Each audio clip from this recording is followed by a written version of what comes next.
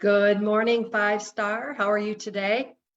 It's another beautiful day in Michigan, and today I am coming to you. We are going to talk about condos and homeowners associations. This is a topic that sometimes we maybe need to talk a little bit more about that, so that when we have a transaction, typically a lot of the deals that we do are going to be single family homes. And so what happens when I want to list a condo or my buyer wants to purchase a condo?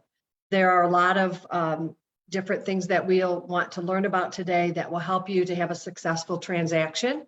And so we are going to dive right into this information. So I'm going to share my screen with you. I made a PowerPoint for you that you can refer to later, and hopefully it's going to help you to be able to come back and identify this information again later. So let me just get my screen up here. All right, so let's just dive right in. Condominiums and homeowners associations. So one of the things, whoops, gotta go back one, is condo living can feel very, very attractive. One of the reasons is maybe there's less home maintenance. Gives you more time to travel or just enjoy community or urban living. So we just want to talk today about what would be the difference if I'm advising my buyer between a single family home and a condo, and what are the differences. So buying a condo is a lot like buying a detached home, but there are a few things that you'll want to be aware of. So one of the first questions that I ask when I'm listing a condo or I have a buyer who's interested in purchasing a condo is the condo warrantable? And that has to do with financing. I recently just listed a condo and we closed it a week or so ago. And there are only certain types of financing that are acceptable when you're purchasing a condo. Most of them are non-warrantable, and you can typically use conventional financing.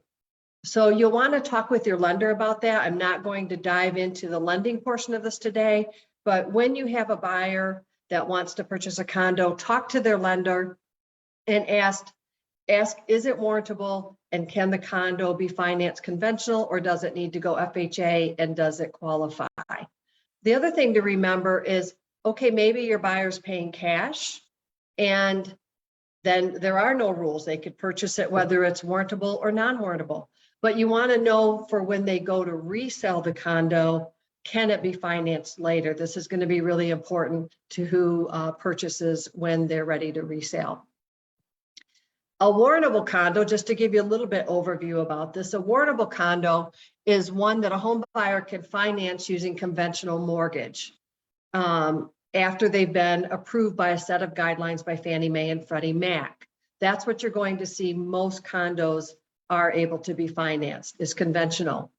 So that goes along with being warrantable. The rules, and please verify these with your lenders because they could change, but at this time, to be warrantable, a condo must have no single entity that owns more than 10% of the units in a project, including the developer. So often when there's a new condo development, they cannot be financed FHA because the developer still owns a large portion of those condos that are being built out. At least 51% of the units need to be owner occupied. Fewer than 15% of the units cannot be in arrears in their association dues. And there can't be any litigation, and commercial space has to be less than 25%. So this is what makes up the term warrantable or non-warrantable. These are the rules. Non-warrantable, basically the same thing, but the opposite. Non-warrantable condos are harder to finance. And once again, if the project needs to still be completed, maybe the developer hasn't turned over control to the homeowner association yet.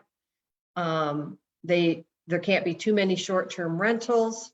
One person can't own more than 10%, and there can't be any litigation.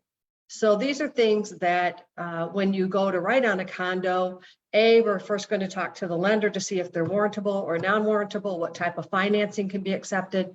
And then we're going to fill out a form and ask about the health of the association, which we'll get into in just a few minutes. Often, a buyer may have to use a portfolio loan. I recently did this. Instead of using a conventional mortgage, maybe your buyer doesn't apply or doesn't qualify. And so ask about a portfolio loan. Often lenders have third parties in their pocket that they will sell the loans to, and they might be able to get the transaction done for you. Just remember that lenders take on not just the risk of the buyer, but they also take on the risk of the entire association and what is the health of that.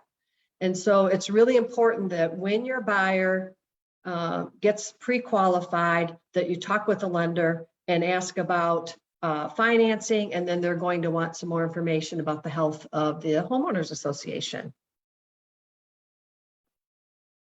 One of the things that's very, very important when buying a condo is understanding the strength of the association. The lender is going to want to know the strength, the financial status, and they're going to want to know the balance sheet. How strong is this association? They're going to want to know their income and expenses, how much money is in their capital reserve account, are there any pending litigation? And we have a form that we'll review that asks for all of these things about the association, and the lender is going to want to see those. The way that we request them is there are a few different forms. Many of our associations have a condo addendum. So when I'm going to write an offer on a condominium, I will automatically go over, find the condominium addendum, fill it out, and attach it to my offer. If you are not in an association that has an addendum, you can fill in one of the clauses. We have those in .loop clauses, and this is what it simply states. This agreement is contingent on buyer's review and approval of all condominium documents, including the bylaws, the status of assessments relating to the unit, the master deed and restrictions, and the information concerning the status and adequacy of the association reserve accounts. If any of the above referenced items are unsatisfactory to buyer, buyer has the right to terminate or renegotiate the purchase agreement. Buyer to have number of days from the receipt of all the above referenced items. So the third thing that you can also lean on is, in my association, we have a condo information sheet. And I'm going to show you a picture of all of these. This is a condominium information sheet that is in GCAR. You want to check in your association to see if you have something similar. But when I list a condo, this is a form that I pull, and I send this over immediately to whoever is administrating the association. The reason that this form is so important is, and when you look at this, it is saying see, I had the name of the association and they fixed that. It's not Parkview Hills Management Company. It's the Glens of Parkview Hills Association. So they fixed that. And then they have the address. You can see here, they are giving the unit number if there's a garage. And then here they're saying, I'm asking them, how much are the association dues every month? And they have verified here, they're $421.18. And it says, is there any delinquency here? And yep, $3.62. It also is saying, are there any capital improvements that might cause an increase in the assessment? And they're saying no. It also says what's included. So why is all of this information important? The reason is A, you want that information to share when the buyer comes along, because I'm going to ask you, do you have a condo information sheet that verifies as much as possible about the association? So but the other reason is when I go in to fill out my MLS card, and it's going to ask, is this an association? What are the dues? Are they paid monthly? Are they paid quarterly? Are they paid annually? And so this sheet helps me to go, yes, they're $421.18 a month. It includes building exterior maintenance, snow removal. Oh, water and sewers included in that. The clubhouse, the garbage, the common areas. So this is a very, very important information piece. Then it goes on to ask some other questions about first right of refusal. Are there any litigations? Who was your insurance company and who signed the form? So this is going to help you before you list the condo to know how to fill in the proper information to make sure it's correct. Then when the buyer comes along, one of the first things I'm going to do is share this sheet with them. We're going to talk about this in a few minutes, but also number 10, is there a buy-in fee? One thing that's really common when your buyer purchases a condo is there is a buy-in fee. And so that will also be disclosed on the MLS, but it's also going to be on their closing disclosure. So how much is it? 1% of the purchase price, the Glens, plus 25 to the Glens and 800 to Parkville Hills Management Company. So this form is like gold when you're listing a condo, and it helps everyone to understand what is included and how much it is. Also, this $421.18 needs to be included in the buyer's payment every month. So we need to make sure that they also qualify to be able to afford. So very important form here. Then the next one, a large majority of our agents are in West Michigan Regional. This is a copy of the purchase, the condominium addendum to the purchase agreement. This, once again, is asking for all of the information. There is a second signature page that goes along with this, and it's asking for a copy of the association's bylaws, a copy of their capital expenditures, any reserve, statement of any lawsuits, insurance coverage. You can see it's going through the entire health of the association. And if you are the listing agent and a buyer brings an offer and presents this condominium addendum, then it's going to be our responsibility to get this within the number of days specified here over to the buyer so they have a chance to review it. They also have an opportunity to stay in or terminate should they find something in the documents that maybe isn't satisfactory to them or doesn't work for them. So this is the West Michigan Regional Condo Addendum. This is a screenshot of my loop. So the first thing I did, let me scroll back, was when I listed the condo, I had this condominium association information sheet filled out. Buyer comes along, they attach this West Michigan Regional Addendum, asking for the information. Then I contacted the association again and said, please provide all of these things for me. I sent them over the addendum, and this is what I received back. This is excellent. They sent back a copy of the insurance, the balance sheet, all of these association bylaws, anything to do with it, the master deed, the documents, their handbook, their income statement. There's the guidelines are in here for what you can and can't do regarding the clubhouse and the amenities.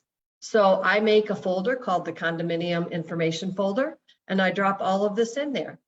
So as soon as I received the offer, I contacted them, said, please get me this within 8 days. If the due date's 10, I like to get a little early. As soon as I received this, I shared the folder with the buying agent. Their time clock starts and they have an opportunity to click on all of these wonderful documents and understand the health of the association. So this is a really big part of purchasing a condo. You don't want your buyer to get in there and not understand what they are buying into. One of the things is that in the forms I just showed you is the review of the master deed. Every condo has a master deed and bylaws. And as I've mentioned before, it's important to understand and become familiar with them along with the restrictions. Can I have pets? How many pets can I have? What size can they be? What type can they be? Often condominium associations will restrict the number of pets, the kind, and the size.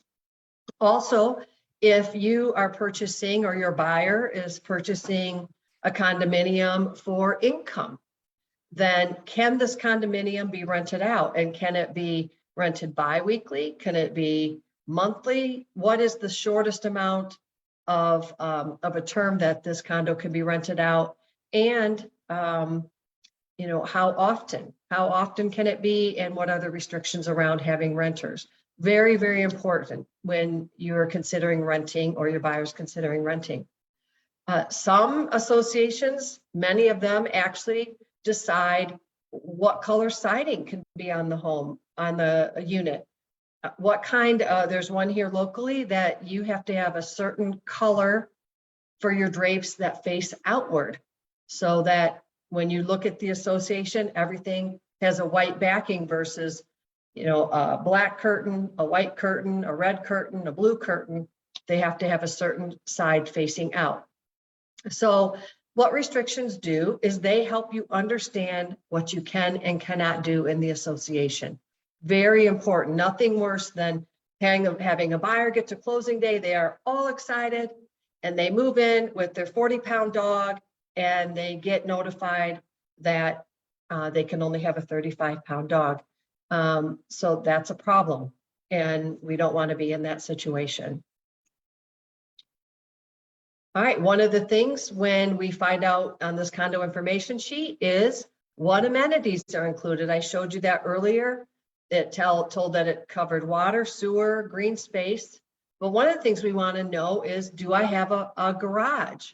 And do I have a parking spot? And is it assigned? Often there's specific parking spots for visitors, and you need to know where those are. I learned of a condo association that when you are not going in and out of the garage, you have to have your garage door down. And so they all have different rules, different regulations, and you want to know what those are. Is there a pool? Is there a gym? Is there a community room?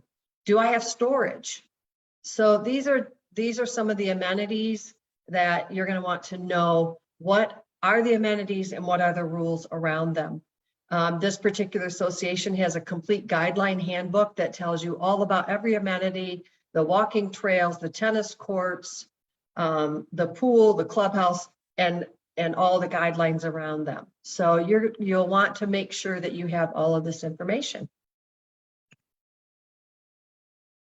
We talked about this a little bit, but what are the monthly dues and what do they cover?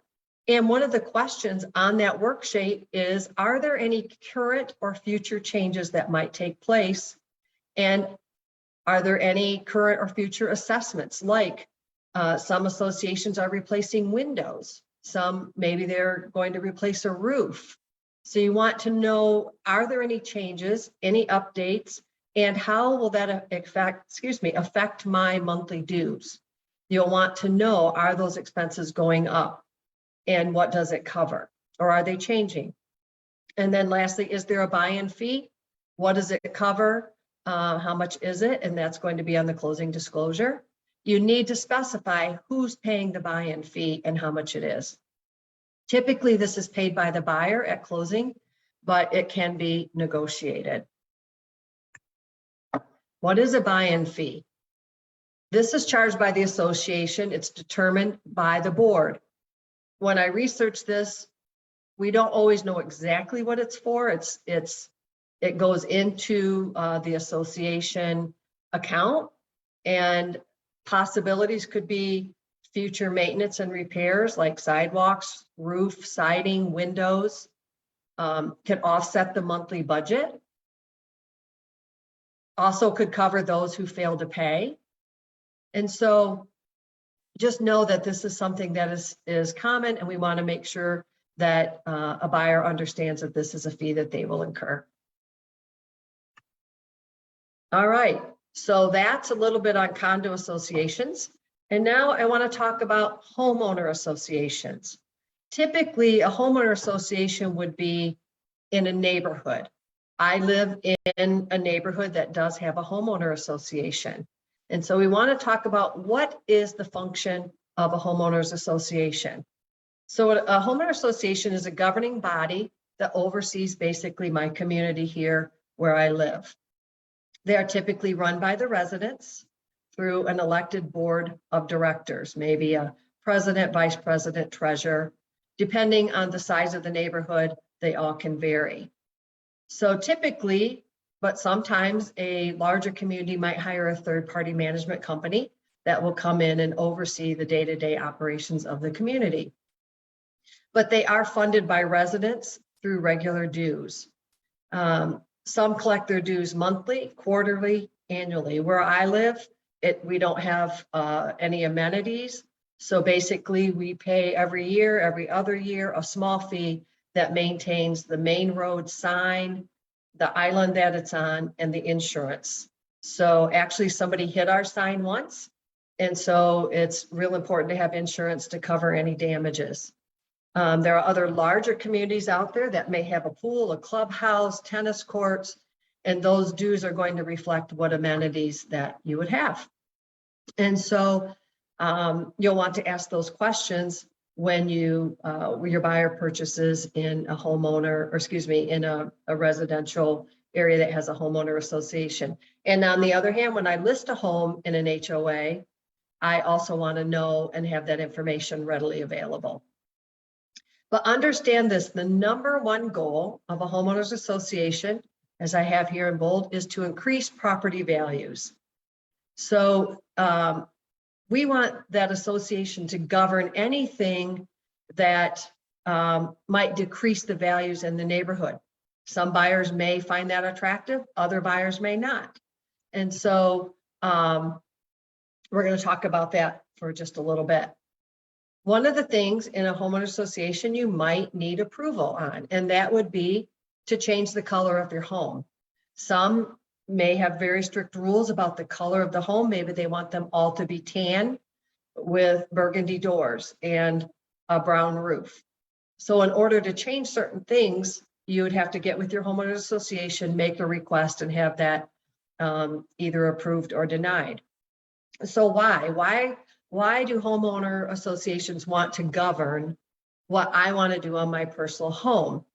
And that's because if all the homes are tan and gray and blue, and all of a sudden neighbor down the street wants to paint their house pink with bright blue shutters, obviously that's not going to be something that probably is going to aesthetically look really great in the neighborhood.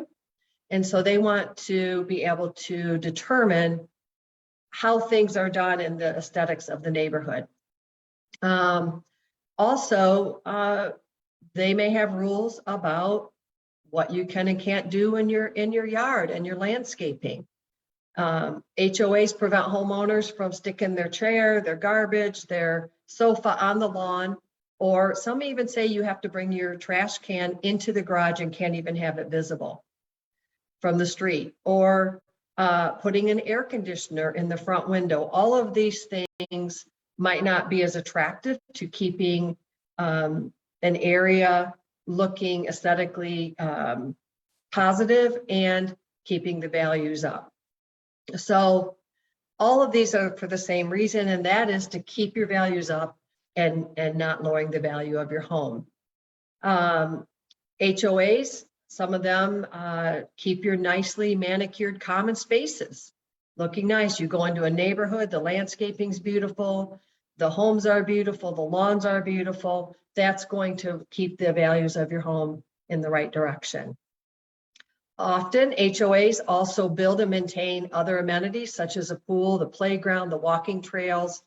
There's a lot, if you have a clubhouse, somebody has to clean the clubhouse, keep the trails looking nice, manicure the landscaping, and then any maintenance that might be needed in the community. Many of them will provide snow plowing and the grass cutting. So if this is for your buyer, you want to be sure that they understand whether or not this is something that they want to have regulated in the area that they live. So one of the benefits of living in a community, though, with an HOA is that their sole purpose is to increase your property values.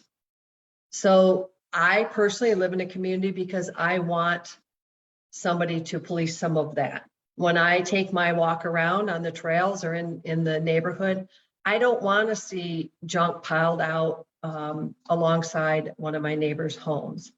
I have a neighbor that I had to call my association on because their solar panels were hanging off the top of their roof. And every time I went to my backyard, that's what I had to look at. And so I had to make a call and say, please ask them to remove that. Some neighbors don't like to mow their yard. They don't like to keep the landscaping up. And so homeowner associations will help regulate some of these things, whether or not you can have a fence. Can you have a pool? Where does it have to be located? You also want to always check with your local municipality as well to see if they have any rules governing putting in a pool or a fence. You have to follow those as well. But everything is about keeping the value of your home in a positive direction.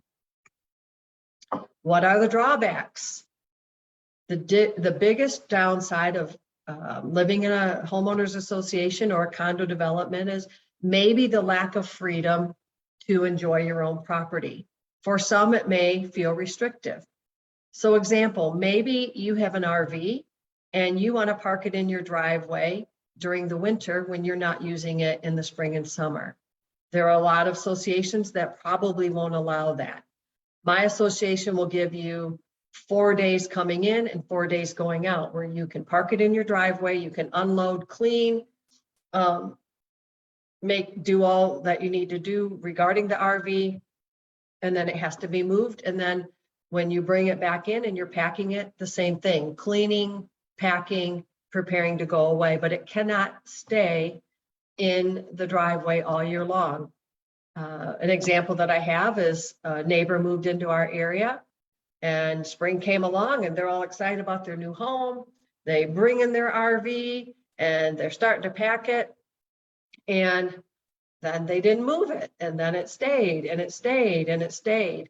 And one of the association members went over and had to unfortunately let them know that it can only stay there for 3 or 4 days. It can't be parked there all summer and coming and going, that it had to have a place somewhere else to go.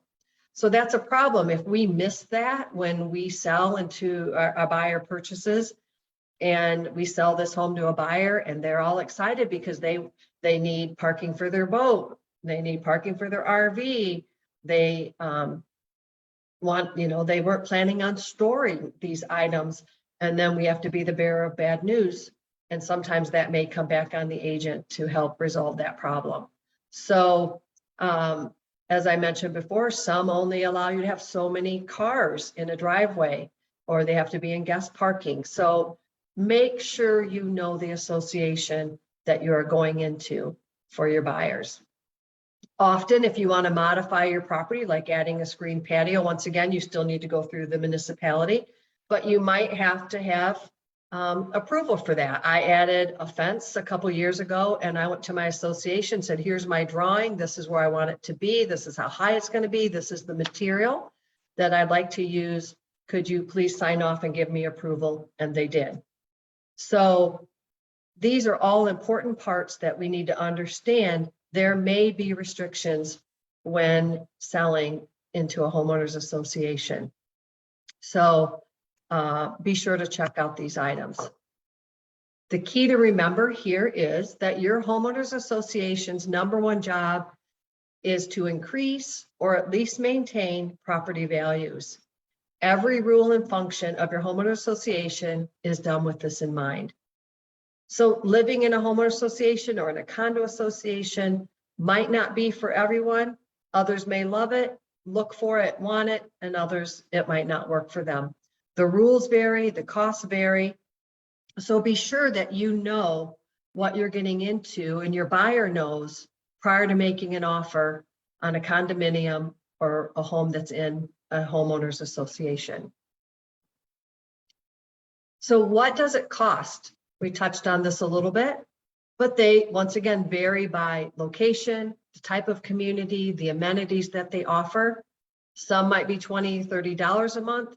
Some of those associations that might have more resort kind of feeling with swimming pools, tennis courts. Some actually offer pest control, building insurance, a lot of common spaces that need to be upkept. They could be $1,000 or more.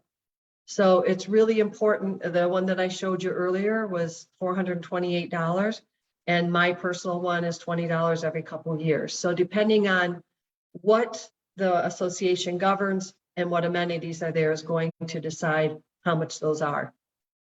So typically the money being collected is always for amenities, maintenance, sign keep up, or any other costs. So do you need to follow the rules? If you buy into an association, into a homeowners association, the answer is yes.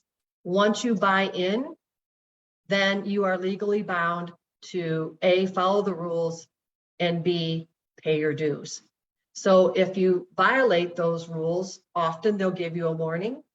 And say, for instance, you're in a community and you're not keeping your yard up, you may get a letter in the mail or a phone call saying, hey, we need you to take care of this. And then they give you a time frame to do it. If you don't, they may fine you. They may pay somebody to come out and take care of the situation and then send you the bill. So very, very important is that you understand the rules, you follow them, whether that's adding a pool, a shed, if you want to store your car, an extra car, a boat, an RV, that you understand what the covenants, the conditions, and the restrictions are.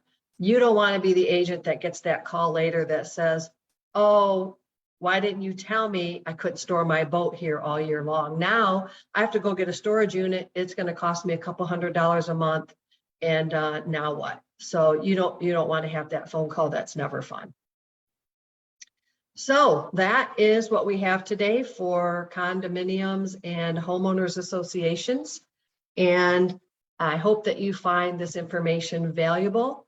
If you have any questions, I am happy to share my notes with you, happy to share my slide screen with you. Tuck this information in your backpack, have it available, be a pro, and know what your buyer is buying, whether it's in a condominium or a homeowners association.